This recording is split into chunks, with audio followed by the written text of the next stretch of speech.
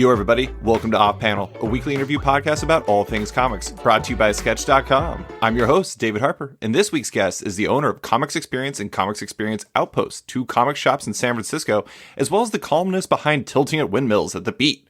It's Brian Hibbs. Thanks for coming on, Brian. Thank you very much for having me. So it's funny, like unintentionally, I've had you on basically the same time every year for the last few years, and I realized it's time to have Brian on again for our yearly check-in. So I know 2019 has been an interesting year in retail in general because it kind of started with a lot of people speaking up. Like you had in the retail world, you had like Phil Boyle from Coliseum of Comics. You had you at Comics Pro. Chuck Rosansky wrote some stuff. Joe Field had a big piece.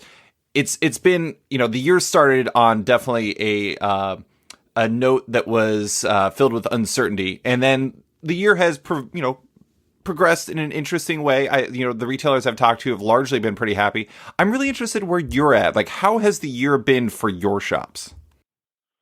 Let's see. It started off pretty slow, but we've been picking up recently, and I'm knocking on wood here. Just to, not jinx that thing. Business up right now. And, but a lot of that is House of X and Power of X, and we'll see what the long term on that is, I think that when we, how to put this, when it's mini-series that are driving the success, because it's not just House and Powers, but it's also things like Batman Last Night. I can't think of what else, but every Doomsday Clock. We're talking about books that are not going to be here, and I'm not necessarily convinced they're gonna continue. I mean, what we need to do is we need to fix the basic parts of the periodical, I think, for us to be healthy again. Mm-hmm. And I'm not positive that's actually going to happen. I do think it's really interesting because, from what I understand, generally speaking, minis are kind of a mixed bag at best because they often will lead to people trade waiting. And it seems like that has not, I mean, like you just listed three books, or I guess three families of books, if you consider Powers of 10 and House of X like a single book. But all three of those are minis. And it's kind of funny that those, I mean, it's odd that those are driving all of this because that's atypical, right? It's pretty atypical, yeah. Yeah. Yeah, I think so.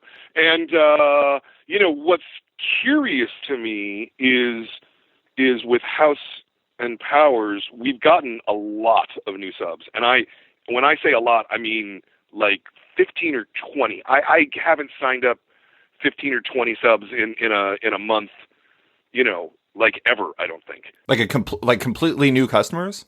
Completely new customers, yeah, who have never shopped with us before. That's how much they want to get House and Powers. And yet, almost none of these people will have signed up for the books, the monthlies that come out after. They have? They have not. Oh, they have not. Okay, so it's like they're like bombs that might go off at the end of it, and then there might not be anything left. Right. Exactly. Wow. Exactly.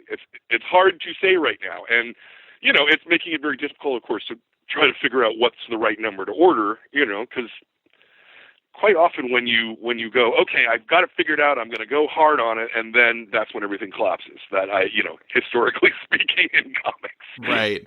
Yeah, I mean, going back to like again the new subs and everything. The interesting thing is, so I had like this pop-up garage sale for comics. So it was just like I opened up my own little comic shop in my garage, and over the 2 days, I had like 60 something people come in, and there was multiple people who came in and said that they haven't read either Marvel or comics in years, like new comics, and that they were going to be coming back for House of X and Powers of 10. And I was kind of amazed by that because honestly, like as big as they are in comics and like as big of a deal in comics that Jonathan Hickman is, I didn't see either of those as being like, I don't know. I'm kind of amazed that got out into the zeitgeist enough for them to know about them to even come back, which is really fascinating to me.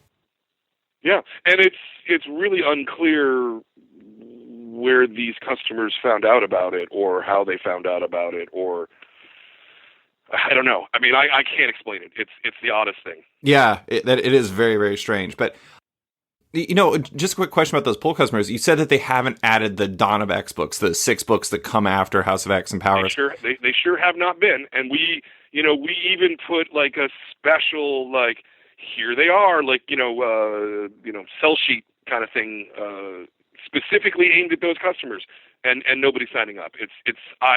I again don't understand it. Have they added anything else? No, not really. That's a couple have. Weird. That's very strange. It is. Well, House and Powers are two things I really want to talk about with you, just because your most recent piece in Tilting and Windmills was a continuation of a previous piece about how weekly comics still suck. And it was based off of 3 main tenets. The reason why they suck, it's because shops are more focused on managing failure instead of maximizing growth. Readers aren't pre-ordering like they used to, which makes it really hard to predict how many people are going to be ordering these comics. And there's like a surge in speculation.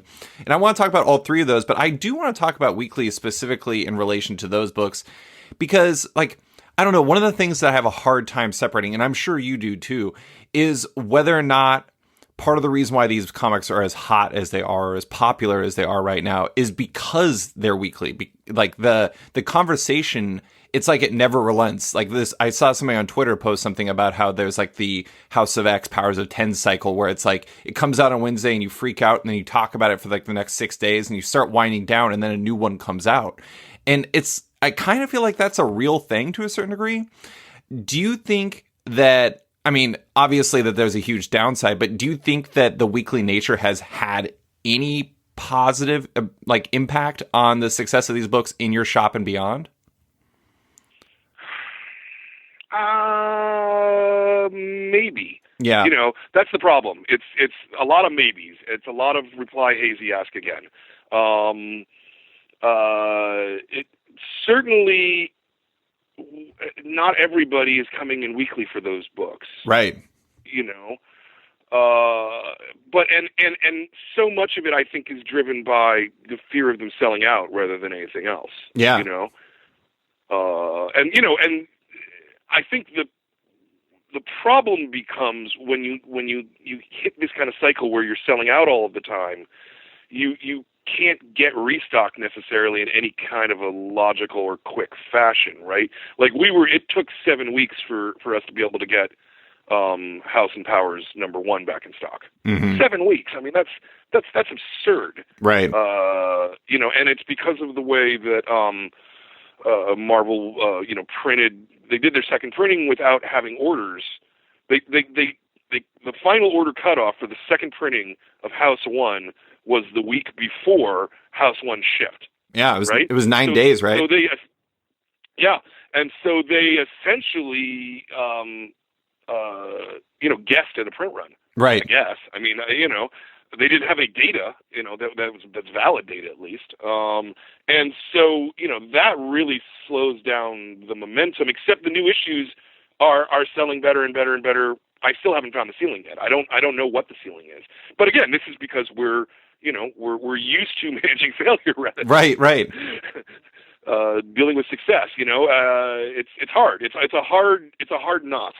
And I don't know how to fix it. Yeah, I mean, the interesting thing is I had somebody ask me, I don't remember who it was, but somebody asked me something along the lines of like, why would this be a bad thing? Like, why would selling out be a bad thing? It's like selling out inherently is not a bad thing. The problem is kind of it, like the sneaky side of this is like even Marvel has kind of set itself up to fail because it's not having access to more inventory or not like kind of betting bigger on it. Because, as you wrote in your piece, only they knew the content of these books. And like I've seen your Facebook posts. You're a fan of these comics. You can read these and you will know that they're different and that there's something about them that will connect with readers. So they even, in a way, seem like they managed failure to the point where it's limited the success of these books dramatically, which is kind of astonishing because they should be, they are the biggest thing in comics right now, but they should be seemingly several spectrums higher than they currently are. Oh, yeah. Yeah. No, and in fact, I think that now, obviously, we're only talking about the initial orders. Right. It doesn't count any reorders here. But House One, like ICB2 shows that it only sold in like 186,000 copies. That's not really very good, actually. I bet its reorders are going to be huge, though. Like in August, that wouldn't be. It's going to be a big book still. Yeah, yeah. No, I mean, but did it double that number? I mean, is it 360? You know, or is it 20%? You know what I mean? That's where the big questions are right now. And the fact that they had such a good book and that they still couldn't sell, they couldn't crack 200,000 copies on it.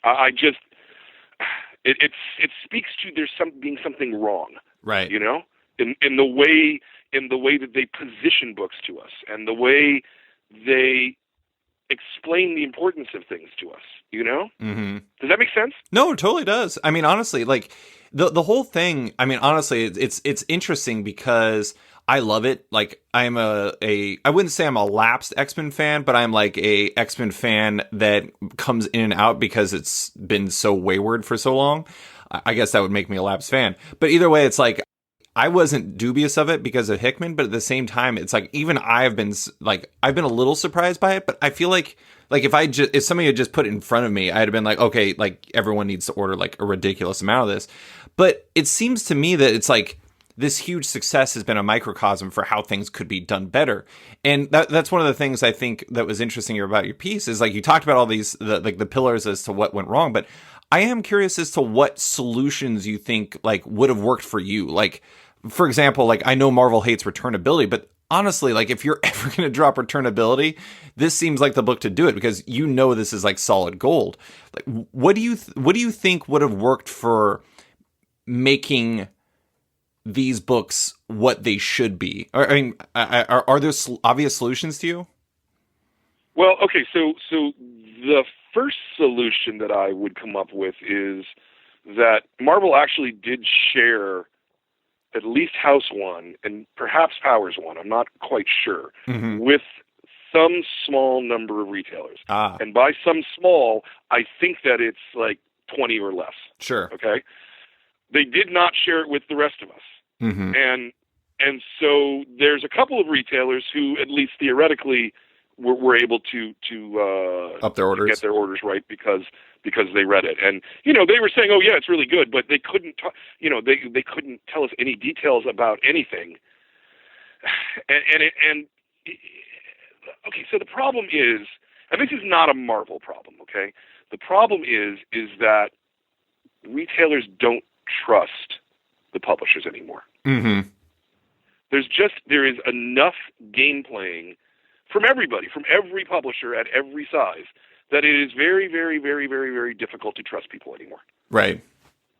And so that's the thing that we've got to solve, that we've got to have, you know, a year or two of things being rational and you know, and them explaining stuff and being clear to start to change that.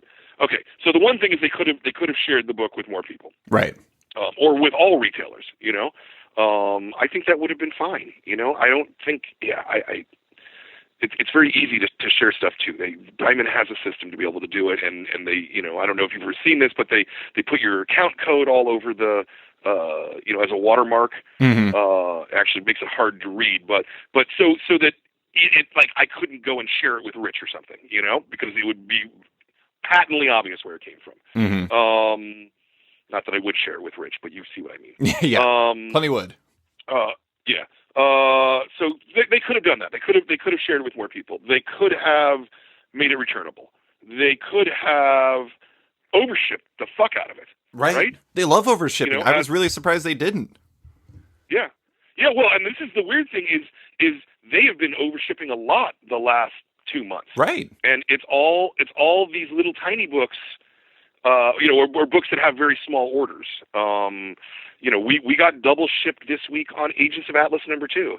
I literally couldn't use those comics at all. Yeah. I know exactly how many copies of Agents of Atlas I was going to sell, and now I have twice as many. Right. And they're not going to sell. They will not sell. I know that for a fact. You know, and 3 days on sale is showing me that I'm correct. There's a couple other books that have been the same the last couple of weeks. But why would you do that and not overship the thing that is your building block? especially if you're going to do it weekly, right? Because you have to know that the way that the system works, we can't get restock for at least 3 weeks in a best case scenario. And as I already said, it was 7 weeks with the first issue. Yeah. So why wouldn't you do that to get retailers to be on the curve that much faster? It doesn't make sense to me. So those are things that they absolutely could have done, and I would argue should have done. I don't know that there's a third. No. Pretty much, it's either proper information, or overshipping or returns. Yeah.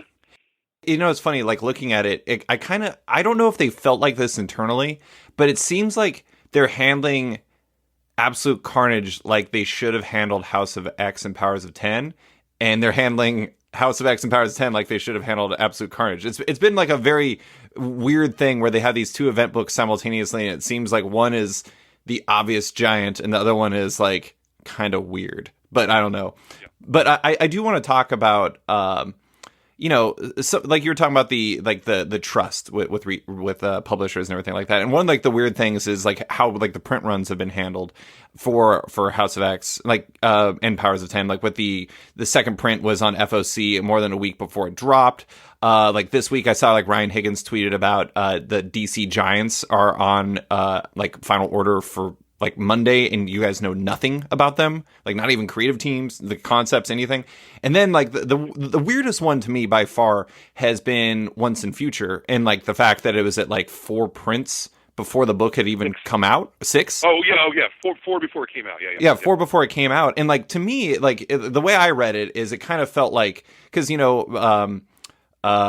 oh my God, Philip Sablik had the whole speech at Comics Pro about how they weren't going to have variants. And to me, it kind of felt almost like a way of having stealth variants. Like they have like these limited print runs, and then they got to have different covers for every printing, and that they were always ready for another print. And it just felt like, I don't know. I mean, I don't know. It feels... Yeah, it felt manipulative, didn't it? Yeah. I mean, like the whole thing feels like that, and all the rest of them, it feels like to a certain degree, retailer or publishers simultaneously trying to manage failure themselves, which is a really weird way to handle this stuff. And then on top of that, it also feels like a way to like really like it's like almost a new way to game the system. It's like same as the old way, but also somewhat different. And I guess like for you, because you've been doing this a long time, why would you do that? Like why these games with like the print runs? Because it seems like it really like limits your ceiling for the success of your books. That's how it feels to me too, and so I don't know why you would do that, other than trying to create a false buzz, or trying to create a buzz for the wrong thing, right? Or trying to get speculators to buy in, which is not it's not the way to go. It's not going to get us anywhere. Mm-hmm. The Once and Future one is particularly interesting because of the way that Diamond handled the printings in this case. Because Boom ran out before the book shipped, Diamond rolled over your order for the current printing to the next printing. So even if you thought you were ordering second prints, if you didn't get your order in early enough, it might be third prints that you're getting. What? Instead. Yes. Yes. So even the point of having those 6 different covers, because clearly there are some people who would want 6 different covers for it, right? And those stores that are trying their hardest to satisfy that customer are being destroyed from doing that, right? Because of the way the system worked in this case. Yeah, I mean, there's a part of me that wonders whether, like, the way I looked at it is, like, again, as an outsider, I looked at it almost as if they were kind of, it felt like they were limiting the print runs just so they could say that they sold out, and like for marketing buzz, and that's how it felt. Yep. Yeah, and it's really confusing to me because it's like, first off, I mean, number one, it's like this big book that they were pushing from, Comics Pro, saying that this was like their big collaboration with retailers. So that feels weird right off the top. 2, I mean, I don't know how you feel about it, but I actually thought it was a really good book. And especially like Dan Mora and Tamara Bonvillain are an incredible art team, and it's like this is like you know.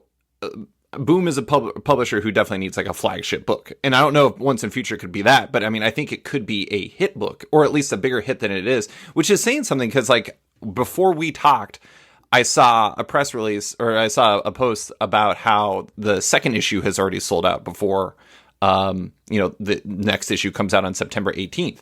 So it's like this continues to happen. And it's just like, I don't know. I mean, it feels weird to me because I'm just like, shouldn't you guys just have bigger print runs? I don't know. I mean, like, it seems confusing. Yeah, well, right. So, and they also have the lowest cost and the highest return on investment of any part of the chain. Right.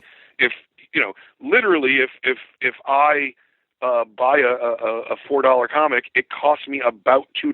I mean, I can only double my money. Right.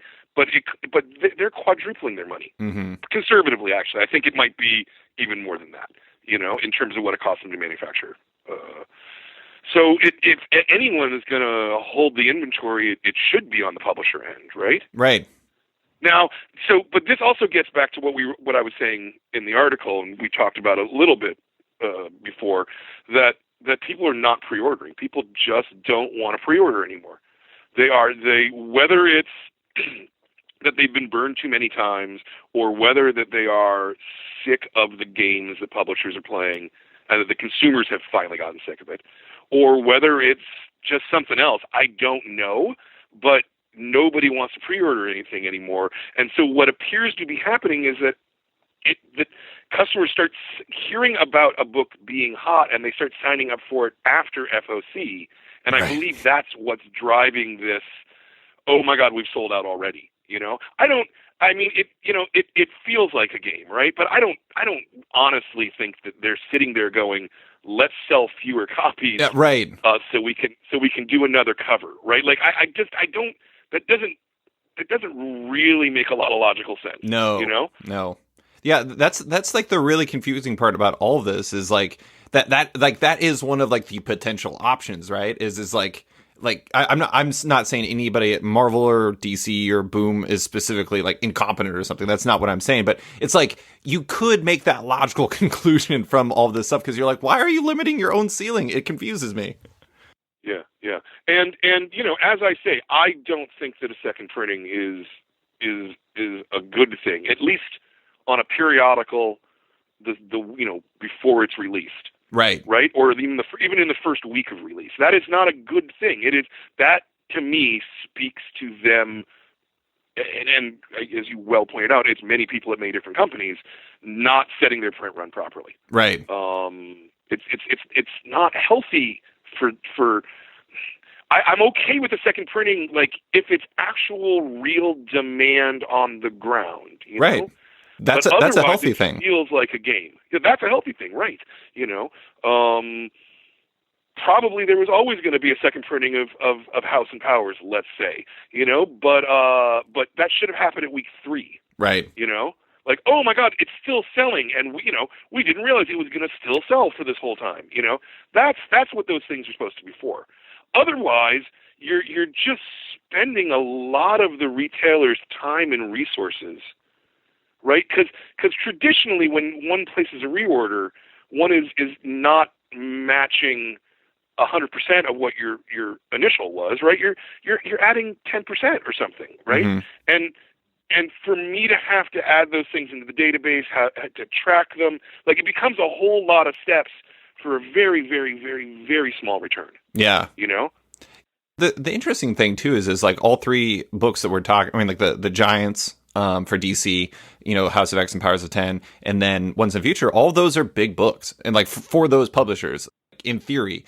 And it seems weird that those are the ones. Like I could see, you mentioned Agents of Atlas. If like something wonky happened with that, like sure, yeah. I mean, who expected that to sell a lot? You sold out your print one, whatever. But it's like the other ones. It's like I don't know. I mean, like plan for success, and if it doesn't work, like. Figure it out. But anyways, we go on for this forever. I do want to ask one more question about House of 10 and Powers of God. I'm just mixing it up. House of X and Powers of 10. We've Just talked call about them Hoxpox. Hoxpox. I know. Hoxpox. We've talked about this before on the podcast, but for listeners that don't know, Brian's two shops are dramatically different in audience. Comix Experience is the graphic novel store. Outpost is primarily a Marvel store. Have you seen like a significant difference in how those are selling at those two shops, or are they just so like en fuego that they're just selling everywhere? Exactly, the latter. It's they're literally on fire, and everybody wants them. And every store screwed up the same way that I did. We did when nobody ordered enough. And this is where the fear comes in. Is that we're going to overcorrect, right? Right. Okay, so 60 wasn't enough. Okay, let's go to 70. Let's go, because this is traditionally the way you do it. You bump it in increments, right?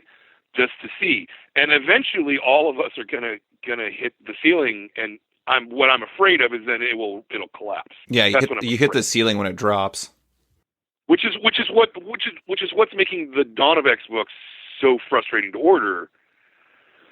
Because should I go to 90 or 150? Or, what should I do? I don't know what to do, Yeah. They're not covering my bet in any way.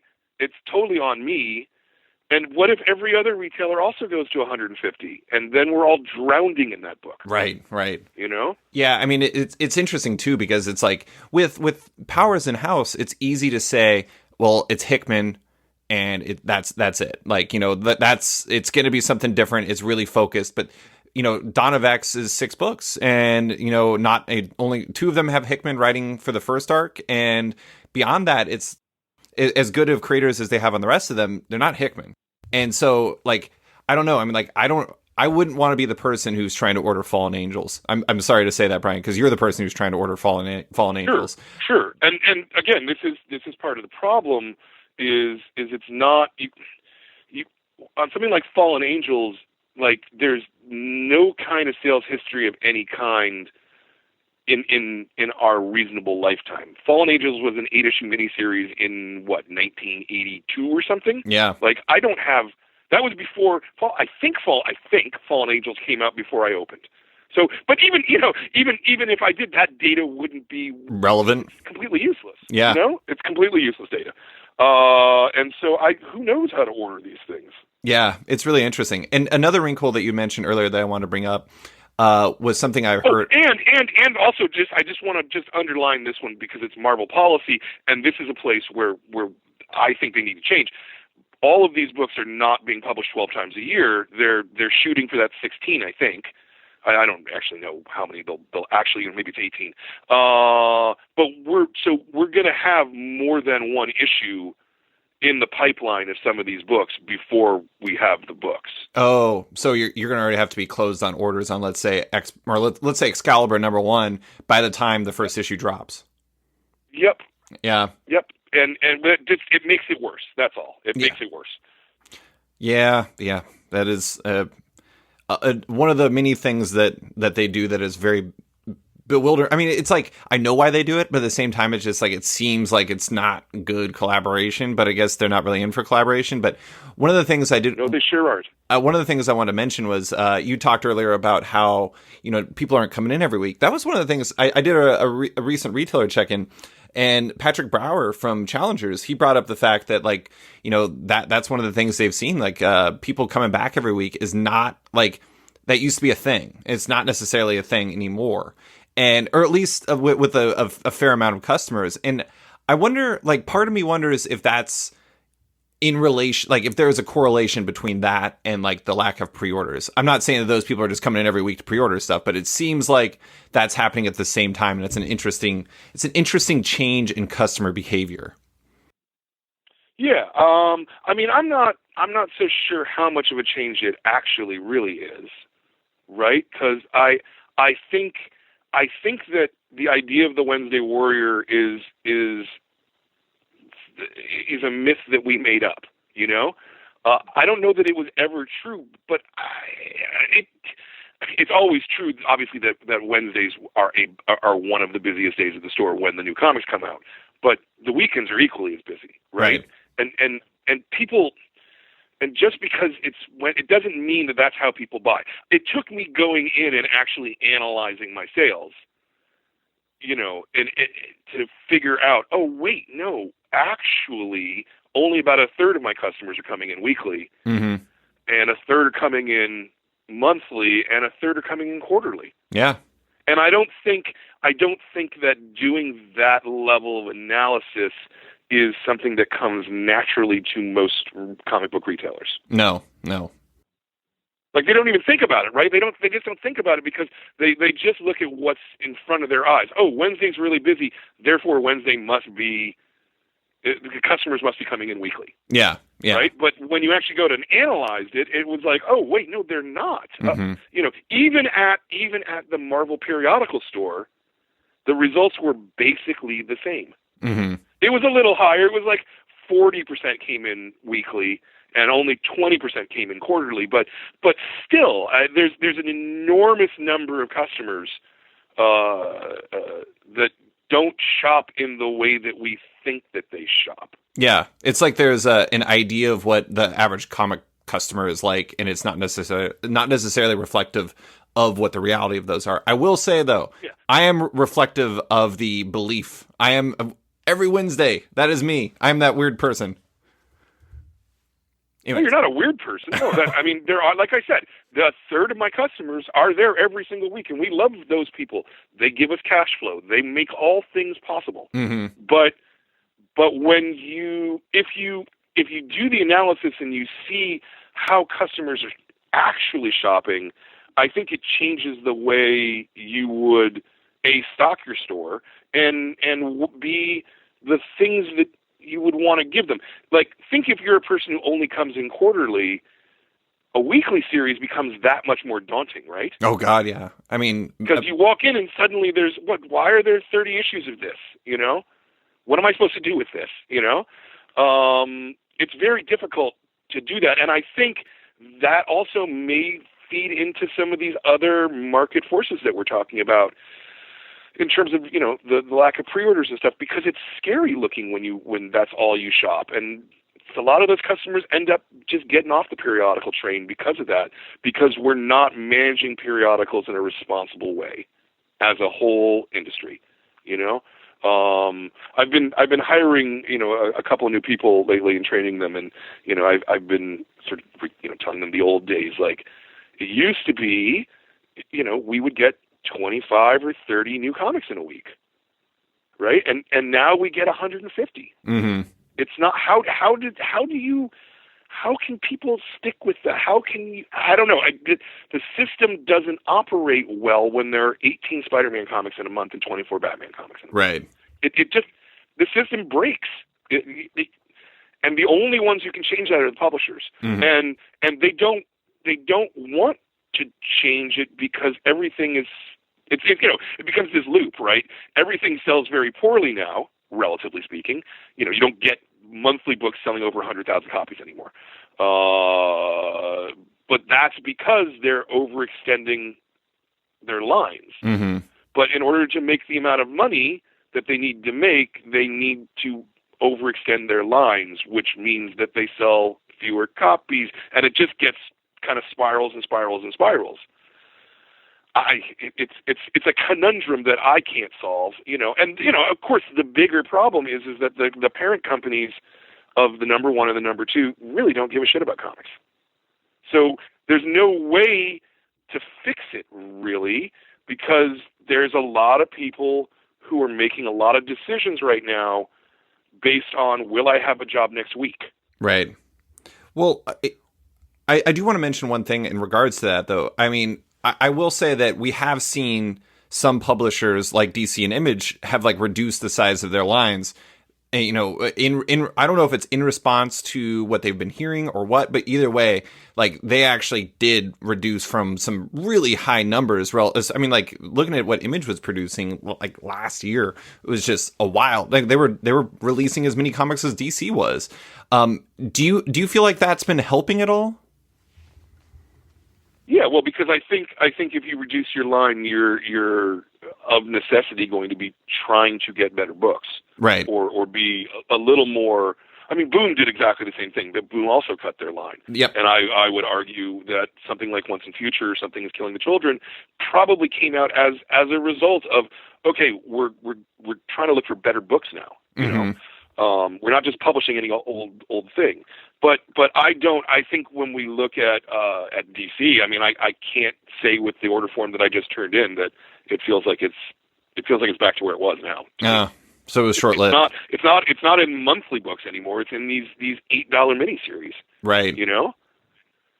I mean, I don't, that last order form, I mean, what that almost broke me, man. So many new things, like, you know. Was it like Black Label heavy? I haven't actually seen what it is. Is this for November? No, it would be the one we just turned in. So that's October's books. Oh, okay. And there were probably, like, I don't know, 6 different Joker projects. Oh yeah. You know? Yeah. Right, and then all this Harley stuff, and like, you can't keep going to the same well over and over and over again. It won't work. It's not. I don't know. Yeah. Well, I do want to talk about one positive thing you're seeing, and that's you wrote a piece about Diamond and about how, you know, they're basically not as attractive to retailers as working with, like, you know, Hatchet or like Simon Schuster or whomever, like all the other people you could be buying from because of like the percentages they give you. But one of the lines in there that I thought was really interesting, it's something I already knew for Comix Experience, but you said specifically a radically increasing percentage of your sales are books, and the actual growth in that category is being driven outside the direct market system. So, I mean, for you, like, what are the books that are have driven that radically increasing percentage, and in I guess in particularly in Comix Experience, but maybe in Outpost too? Yeah, well, I mean, let's mostly talk about Comix Experience because that's the bookstore. Okay, it's just easier to focus my brain that way. A lot of it is being driven by middle reader stuff aimed at kids. There is an explosion of families coming in now, and there's so much growth. Dude, it's all the same shit that's on BookScan, man. Right? Yeah. If you look at BookScan, it's not. We don't sell superhero books anymore, right? Nobody wants trade paperbacks of not good things that were periodicals originally, you know? And so as above, so below, or I don't know which one of us is above in this case, but you know, that's what it is. It's that middle reader stuff. It's stuff that's or it's stuff that an adult who thinks might like, you know. But it's mostly middle reader stuff that's really driving just so much of this right now. Yeah, I mean, I have to admit though, like just look at First Second. Like First Second has had a hell of a year. I just wrote up about them, but they have so many books that, I mean, really, they're, you know, middle grade readers, young adult readers, but at the same time, they kind of work for everybody. Like Pumpkinheads just came out from Rainbow Rowell and Faith Erin Hicks, great book. Laura Dean Keeps Breaking Up with Me was great. There's like a new Jen Wang coming out next week. There's a new Tilly Walden. I mean, there is just a bonanza of that. But I think that's interesting though, because it's like, I think in your last BookScan write-up, you wrote about the not disparity, but like the difference between like the top sellers for like the direct market versus BookScan. And it seems like in a lot of ways, like Comix Experience is almost trending more towards the book market, which is interesting. And I know that's something you've kind of focused on for a long time, but how I mean, it's hard to say how you did that, but I guess how did you do that? Like, how did this become a thing? Well, it feels to me in a way like we're on this very slight, incline, right? And I've been pushing this, and now the speed is starting to as we get to the bottom of the hill. And that's a bad metaphor because it's not the bottom, but you see what I mean. Yes. Things are starting to accelerate based upon work that I put in a decade ago. Of this is what I want my store to be. This is how I'm going to rack my store. These are the kinds of things I'm going to promote. You know, ultimately, going with the graphic novel clubs, you know, is all part of this as well. You know, and the kids graphic novel club is growing at a much faster rate than the adult one does. Mm-hmm. Like 3 times as fast probably, and the adult one is growing too. You know, it's just putting in the work, right? And it's having a vision for what you want your store to be. I think one of the problems with many direct market stores is I don't think that they have a vision of what they want to be. Right? It's all reflective of what is being solicited to them, and they're making those decisions purely on that month-to-month basis, right? Rather than thinking, in 5 years, I want X. Some stores maybe want to be pop culture stores. Some stores want to be toy stores. Some stores want to be bookstores. There's any number of paths you can take, which are all equally valid, right? I mean, I've chosen the one that I like, but you have to step on that path and start slowly walking, and then you start walking faster, and you build your muscles, and now you're running. Mm-hmm. Does that make sense? Yeah, totally. I mean, it's like,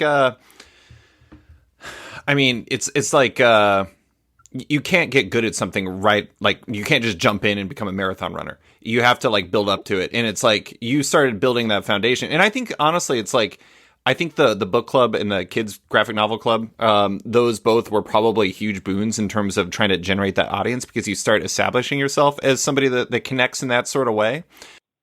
I do want to give you a quick shout out. One of my favorite books from like the last year was on your kids graphic novel books, or your kids graphic novel list. Brenda Thumler, Sheets. That's a good book. That is a really good book. That's a good book. Yeah. Yeah, we've had some amazing books recently in the kids space. The other one I would recommend to everybody is Mine Win's Pilu of the Woods. Mm. Oh my God, is that a good book? But yeah, no, Sheets, and it's and what's great about these books is while they work really, really well for kids, they're not kids books, right? If you know what I mean. Yeah. Like Sheets. I often think that. Yeah, go ahead. No, I was just gonna say, like, Sheets. I mean, Sheets has a lot of like what made Smile by Raina Telgemeier such a big success, in that it's like a lot of what that character goes through in Sheets. I mean, even though it's kind of fantastical, there's like a little ghost in it. There's a lot of ghosts in it. These are relatable things. These are emotions that a lot of people feel or did feel when they were younger, and so it makes it like the type of thing that's universal. And that's where I think like the real, like, it's kind of like the what Pixar was at the peak of its powers. It's like the reason why their movies were such hits was because parents liked them as much as the kids liked them. And so I think that we're seeing a lot of that in the graphic novel stuff too. And we haven't even got Raina's new book yet, which is gonna, I'm sure, light the world on fire. I sure hope so. Yeah, yeah. Well, I actually had a patron question about your graphic novel clubs. Like, have you seen? You said that the kids graphic novel club has been really blowing up. Like, have you seen a ton of success out of the graphic novel club in general? And like, have you seen steady growth with it? And has it become like an even more important part of your business model as it's went along? Because I know where it started. It started as like kind of a pushing up against the rising minimum wage, but now it's become something more than that, it seems. Yeah, no, for sure. I mean, I think it drives everything that we do in the store at this point. It has succeeded in a way that I didn't really expect. Both clubs are growing pretty steadily, but it's slow, but it's steady. We're picking up 1 or 2 new subs every month on average. Mm-hmm. And we're not churning out 1 or 2. Let's say we pick up 3 and we lose 1, right? So we're up net 2. For the adult club, mm-hmm. on an average month, and that's great. But it's not 2 copies. What does that mean? It's not you can't really. It's not enough money. 2 copies isn't. But as it builds and as it builds and as it builds, it starts becoming, oh my God! Now we've got over 200 members. That starts becoming real quantities of books. To the point that. In a way, I know that we're buying enough of some books from some publishers, usually smaller publishers, right, where we're actually sucking up all of their overstock. Right. Kind of what we were talking about in terms of the periodicals, right? I'm placing my orders after they've made their print runs on these books, and they don't know that I'm going to want 250 copies, but they had planned on that being their 2 or 3 year supply, you know, and I'm getting them all. I mean, it's a good problem to have. Right. It's weird. It's weird. Well, you know, it is like the thing about it that's really nice, obviously, is it's recurring. It's like something that keeps coming back and back and back.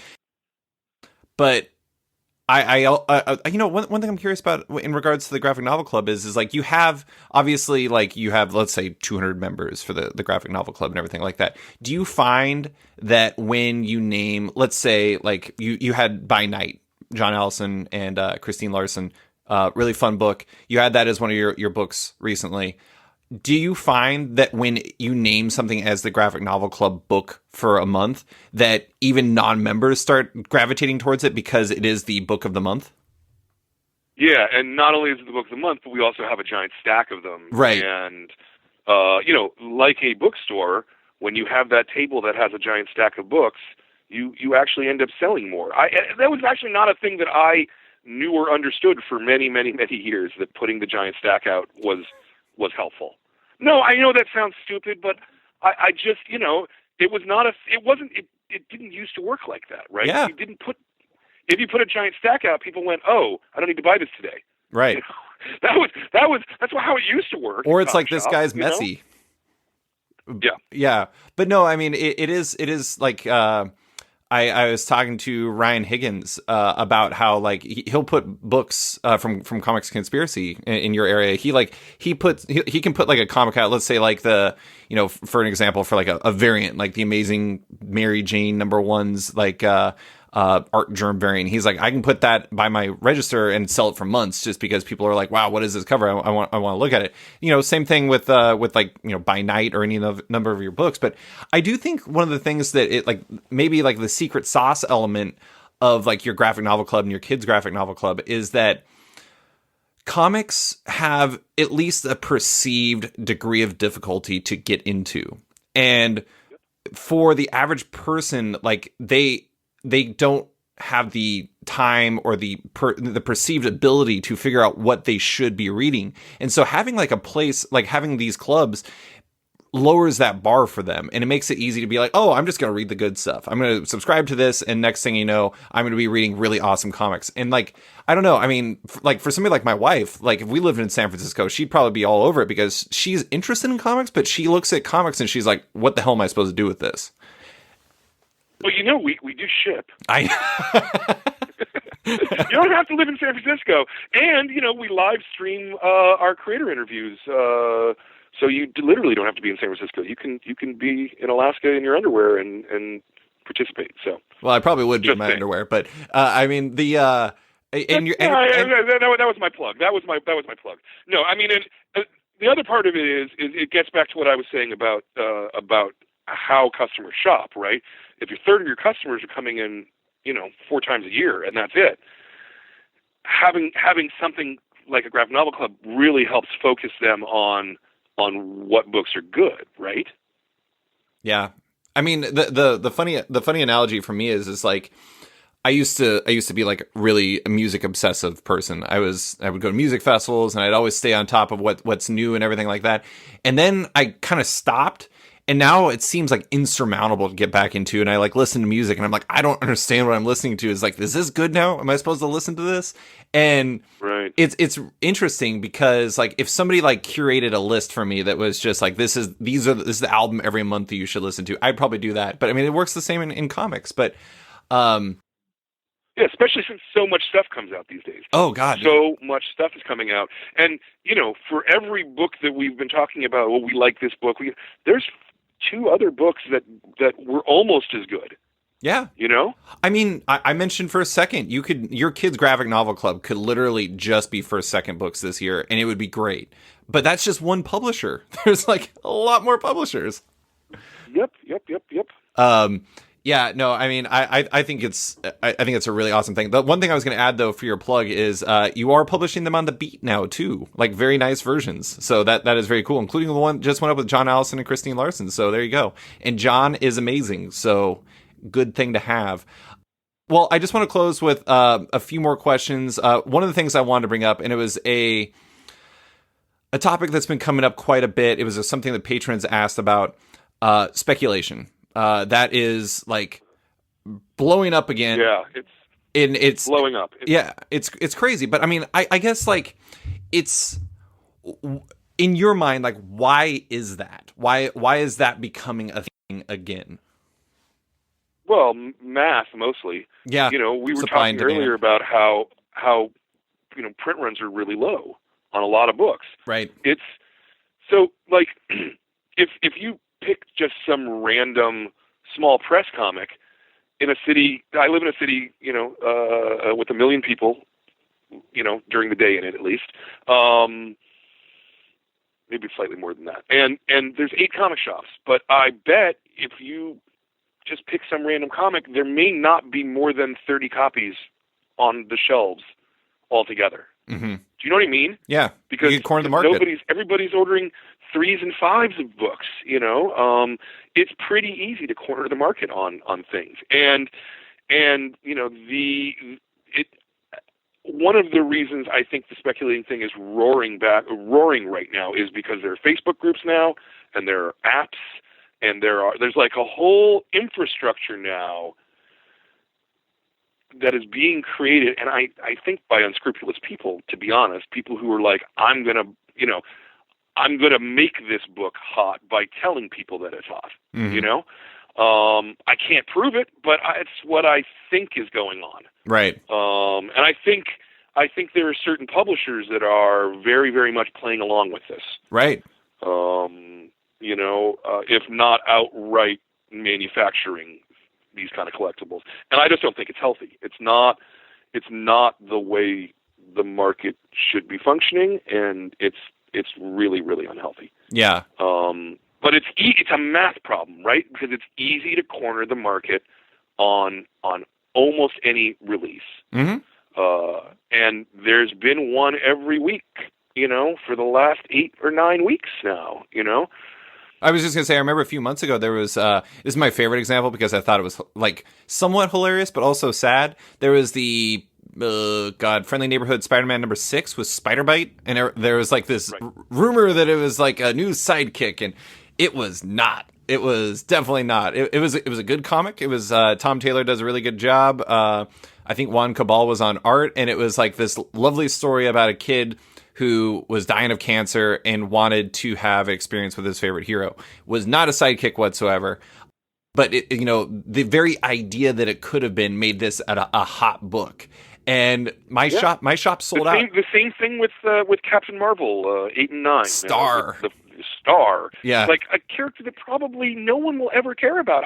Maybe they will. I don't know. But it's all false. The demand is based upon rumor and innuendo rather than anything real, and this is why it's dangerous, right? Right now, people are able to. Well, and here's the other thing that is different about speculating today than it was in the 80s or the 90s. The internet. It used to be, the internet, but it used to be that if you were a speculator, it meant that you were buying 100 copies of Wolverine #1 and holding on to them for 2 or 3 or 4 years and then selling them, right? Now it's flip it this week. Mm-hmm. Yeah, don't you call it arbitrage before, right? Yeah, exactly. Yeah. Exactly. And it's, you can make money doing that. I mean, and it's not merely comics, of course, right? Like the whole world is turning into this. My son likes Supreme, which looks to me to be just the same kind of, kind of vertical scam of let's tell people that it's hot, and then people start believing that it's hot, and limited edition sneaker releases and stuff, and my son, he's like buying sneakers and flipping them, Mm-hmm. He's making money doing it, but at some point, rationality will reassert itself. Right. Because at some point, rationality always reasserts itself.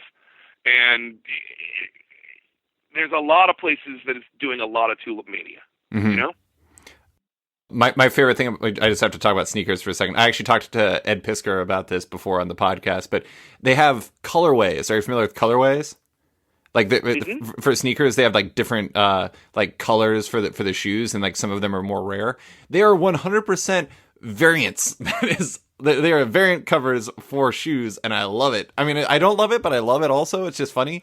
But yeah, no, I mean, you're totally right. Like that's the thing. It's like I always feel like kind of bad harping on this point because because it's just like I'm not trying to make comics not feel special, but I hate to say it, but comics quite often are not special. Like a lot of the stuff that faces them are societal issues, and like these are weird things that are happening everywhere. I mean, like there's people who own stores online that just buy and sell like rare Funko Pops and things like that, and so.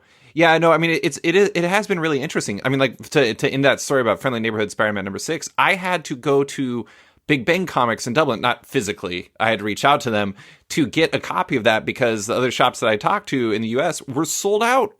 So it was like I had to go to another country to buy this comic because speculation ate that book up so much.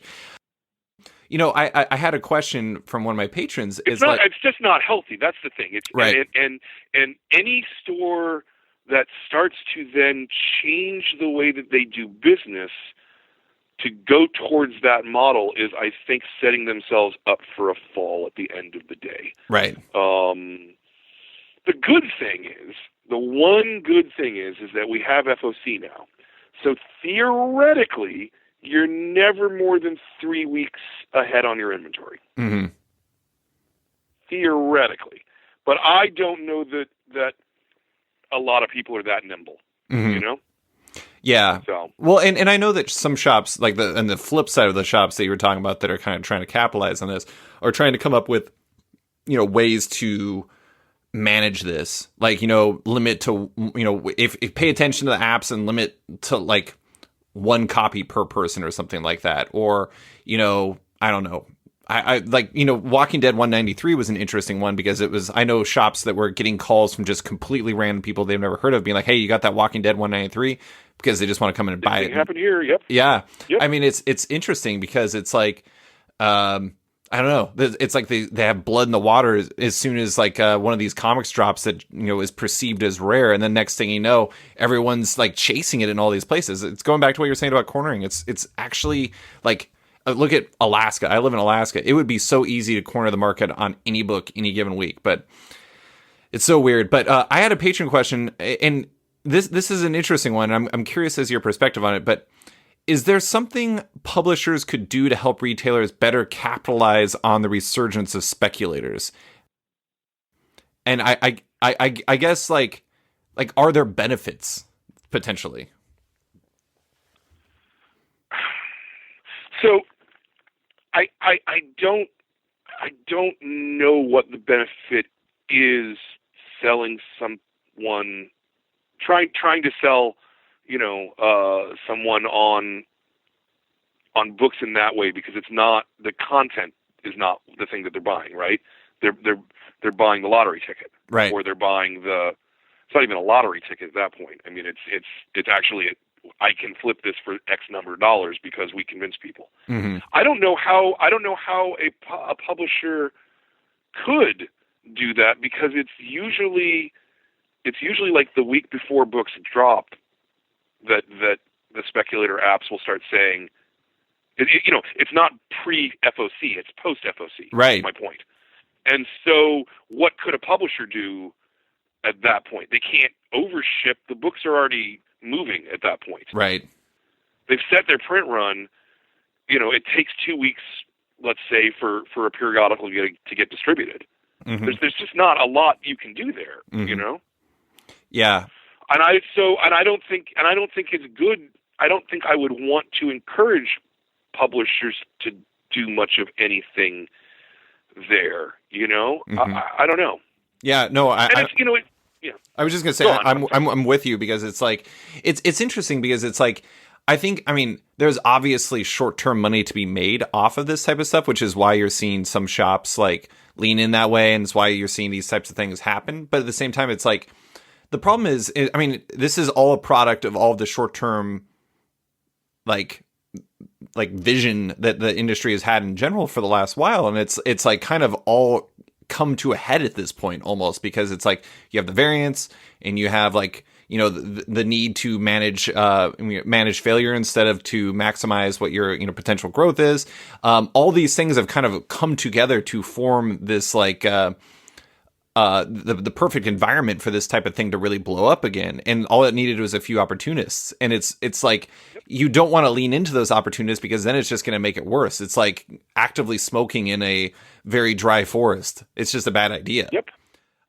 It's just a bad idea. Yeah. You know, I mean, God, I looking at it now, looking at like the books that are coming up and stuff like that, I know ordering is already hard. Speculation's got to just make it basically impossible, because it's like if you order like a book for 2 copies or something like that, let's say like a Source Point Press book or something like that, yep. Like you're basically like asking for speculators to come and eat up your inventory and not to sell it, and then no one will ever buy the second issue. And it's such an interesting problem, because it's like the problem isn't so much the people, like I've seen some people say things like, what's the big deal if they sell out? That's a good thing. I'm like, no one will be back for the next issue, and that's where the problem happens.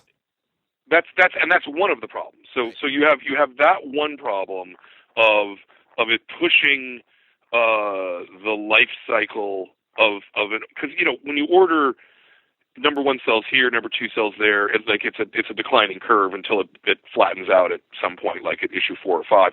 You're moving the goalposts on what the formula is, right?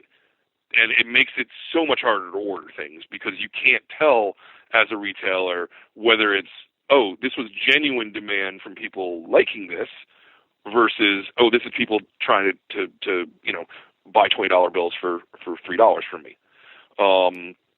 Which is really kind of what it is. Yeah. The other part of the problem, though, is the time that the speculating, like especially when you have something like a Walking Dead or a Batman Damned or the Superman one that just happened, right? Oh, like Superman 14? Yeah. So that becomes what Wednesday is now. Like just answering phone call of people who have no intention of ever buying another thing from you. They just want to see if you have the $20 bill that they can spend $3 on, you know, and essentially trying to rip you, the retailer, off in a way, right? Because they're looking for, oh, this guy was dumb enough to not limit it to 1 or whatever, you know. Mm-hmm. And so that ends up driving a lot of the conversation, and rather than the conversation being driven by, this is a really good book and you should read it, right? And that's the environment you want in your store, is talking about stuff that's quality. That's what's worked for me for 30 years. Yeah. And having conversations about money, it's not a thing I have any interest in. You know? I got to say that is one of the interesting things about, to bring it full circle back to House of X and Powers of 10. You wrote in your piece about that it seems like this is genuine interest, which makes this, I mean, it's weird that is an anomaly, but it's like, it is kind of an anomaly. It's like those books have been kind of like organic hits in a way that we don't normally see these days. And it's been fascinating to watch those books completely take over the comic conversation, because, I mean, we've talked about it before. It's like the comic industry more than anything needs hits. And it's like we're lacking in hits. This is like the first organic hit that we've had since, like, giant hit. I'm not saying like, you know, like maybe Die is a hit. Like maybe, I don't know, other books. It is. Yeah. But I mean, but like. But no, you're right. You're right. This is the first giant hit that's organic, that's real in a really long time. Right. And like it's been interesting to see, because it's like part of me was wondering whether or not you had that like kind of speculator interest or anything like that. But, you know, talking to retailers about it, it seems like shops have ordered heavy. I mean, like I talked to a shop who, they ordered, I think they got like House of X number 2 in, and they ran into a situation where like 10 of their copies were damaged from Diamond. And like they already were having a hard time managing inventory coming in to like match what like the increase in poll customer, or like people adding it to their polls. And it's like, it's creating a crunch in a different way, but at the same time, there's like an excitement to it, and comics needs positive excitement really badly. Yeah, they do. No, I agree. I think it's good that what's happening, this part of what's happening, that Hox Pox being successful. I just, I don't know what we do with docs. Yeah, Hox Pox docs. I just don't know how that one works. I don't know if it's the same thing or, and the thing that frightens me is the possibility that it was really just the Hickman stuff that people want, and that people are going to go long on these other books, and they're going to lose all of the profit that they've been making, when Fallen Angels doesn't sell. I don't know if Fallen Angels is going to sell or not, but kind of, history says that's probably not a great bet. Right. But yet, I probably ordered 60 copies of every first issue of those, which is a lot, for a Marvel book. Most Marvel books we sell 20 or less. Right. So, we're placing a really big bet on this, and I don't know if it's going to pay off. I hope it pays off. Right. If so, then we'll have a very different conversation the next time we talk. But if not, I mean, this could really fuck a lot of stores in a really bad way. Because it's part of the whole speculation conversation too, right? It's always the collapse that's the problem. It's not the speculation itself. It's when everybody says, yeah, no, thanks anyway. Yeah. I could totally see a lot of people going, 12 issues, I'm in for 12 issues, right? Mm-hmm. And then not wanting anything after that. I can totally see that possibility. Well, I will tell you, as a person who preaches at the altar of Hickman, especially after this, I have already put all 6 on my pull list. And I will definitely, I mean, I'm, that's the problem too, is like, do I know that I'll be on there for all 6 after issue 3? I don't know 100% certain, but for now I'm pulling all 6, and I don't know. I mean, sure, David. But I do have to point out that you are not a normal customer. How dare you? How dare you? In the sense that you buy an awful lot of comics. You have a Patreon to pay for you doing a podcast about comics. You are not the traditional. I'm super traditional, Brian. How dare you? And so we've got to figure out, the other people, like, what are they going to do, And the fact that they won't pre-order the books, is makes me worried. Do you? I mean, with like Hox and Pox being what they are, and you said that you are putting like you're notifying customers in some way. Do you? Very actively, very okay. I was going to say, like, is this something you get like borderline aggressive on, being like, you need to do this if you want this? I mean, no, because you don't want the customers.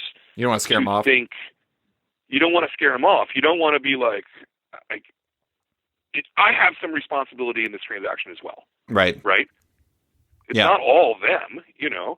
I just, you would make my life so much easier if you signed up for these things, because I would know, and then I would be able to actually plan and forecast. Again, in the old days, it used to be that people would tell you, and so it was very easy to go, oh, cool, no, there is actually a demand for these things, and so I can safely order these books. And in the way that it works right now, I am essentially speculating on the power of Hickman flowing through these other books that he's not writing. When you say it out loud, it really makes no sense for me to go as long on these books. But that's what we're going to try to do, because you don't want customers to think, oh, that's the shitty store that never has anything in stock. Right. Yeah, then your people start disappearing. But it is, one thing that you pointed out in the weekly article you did was you talked about how uncanny. I think you were at like 20. You were like ordering 20 for like the new book. Yeah. And the interesting thing is like you what you did with that was you put on Powers of 10 and House of X. What you did was you carried over and said, okay, these people who are pulling this book, we will make sure to add it there. And then but like House of X and Powers of 10, you can't do the same with the Docs books, because then you're setting yourself up for this enormous failure. It's like you have to it's like you're trying to middle it and like hope that it works out. Yep. Yeah, no, it's crazy. It's crazy. Every month I turn in an order form, and every month I think, how do we do this? None of this makes any sense, you know? We're so, that's why I like being a bookstore. Because it's a lot more logical, and it's a lot, I don't know. Well, I mean, it's interesting because like I always like had the affinity for that type of store, but I know when I talk to some people about it, they're like, it's a tough angle to do because it's like bookstore buyers are not as reliable, or like, you know, they don't have like the cash flow momentum that like the periodical ones do. But it's like, in some ways, it's not more reliable, but it's like less unpredictable, if that makes sense. I don't know. No, and I mean, what the good thing is when you pursue a book model, okay, almost everything only turns maybe 6 times a year, right? There are certainly books like a Die or something like that, you know, where you're selling a lot of copies.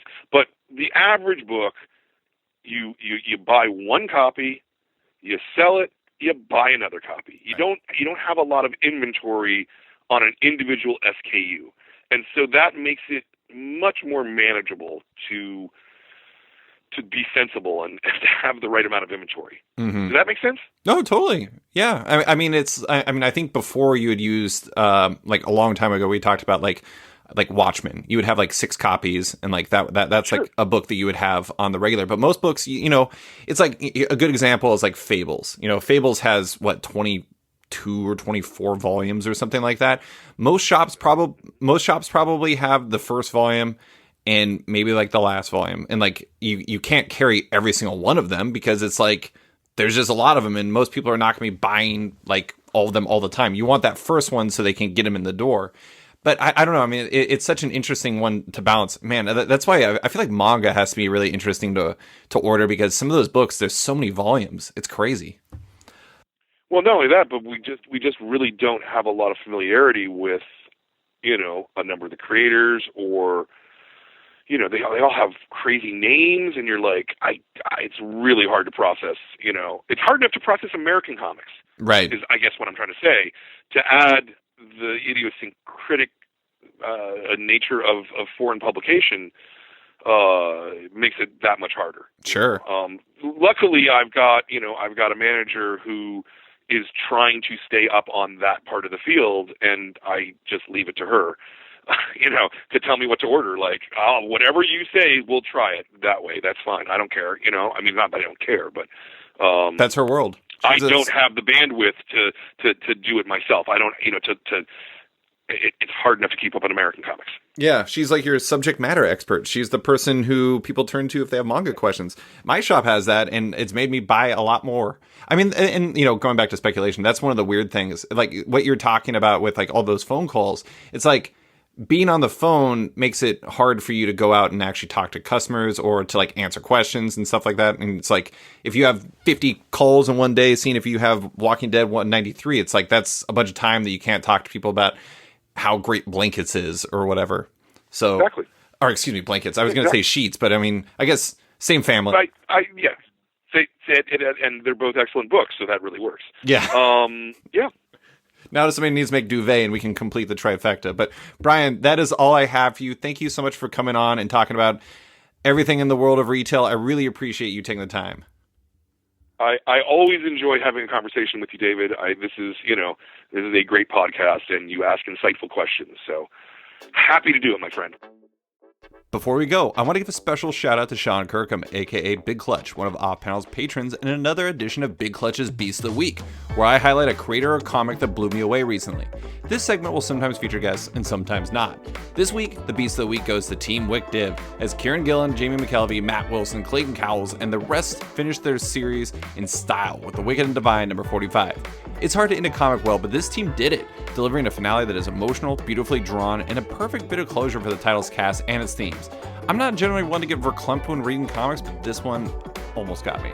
with its final 4 pages leaving readers with a perfect conclusion. It was a phenomenal finish for one of Image's best titles in recent years.